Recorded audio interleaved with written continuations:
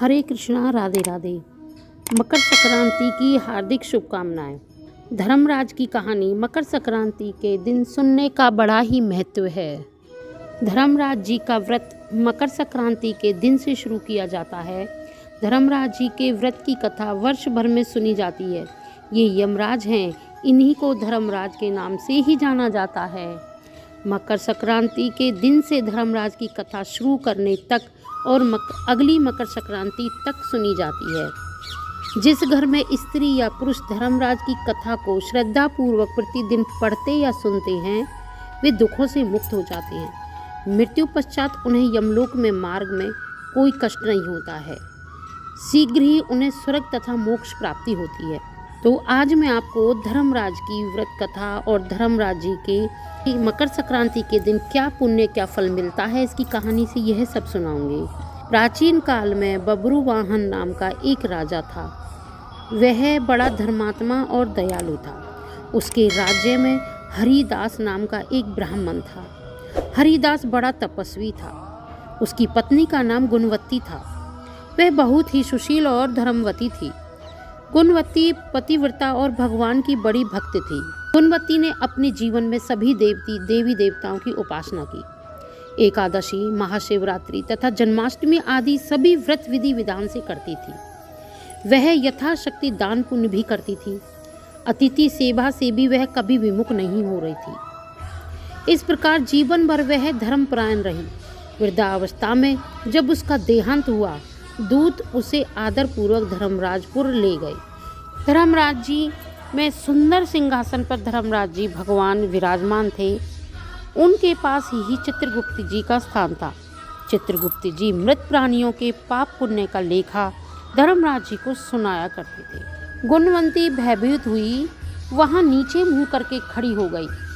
चित्रगुप्त जी ने उसके पाप पुण्य का ब्यौरा धर्मराज जी को दिया, जिसे सुनकर धर्मराज जी को प्रसन्नता हुई, किंतु कुछ उदासी उनके मुखमंडल पर छा गई। यह देखकर गुणवंती ने पूछा, मैंने अपने जीवन में कोई दुष्कर्म नहीं किया है, फिर भी आपके मुख पर उदासी क्यों है? कृपया करके मुझे बताइए।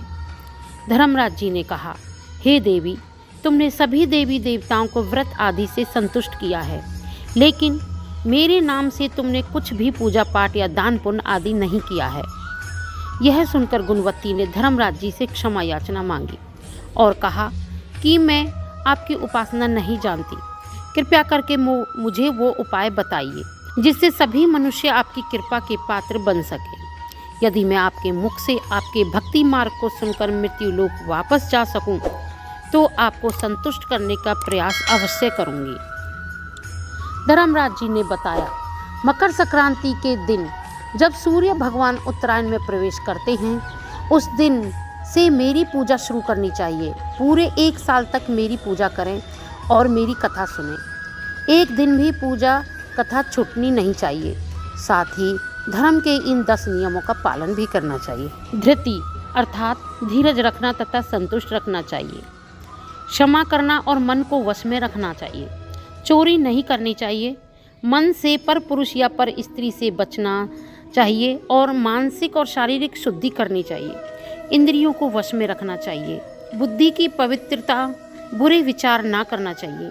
पूजा पाठ तथा दान पुण्य भी बहुत करना चाहिए। व्रत करना और व्रत की कहानी सुनना भी चाहिए। नित्य प्रति कहानी सुनना जरूरी है। सच बोलना और सच्चा व्यवहार करना चाहिए। कभी किसी भी प्राणी पर क्रोध नहीं करना चाहिए। धर्म के इन 10 लक्षणों का पालन करना चाहिए। मेरी कथा नियम से सुने, दान पुण्य और परोपकार करता रहें।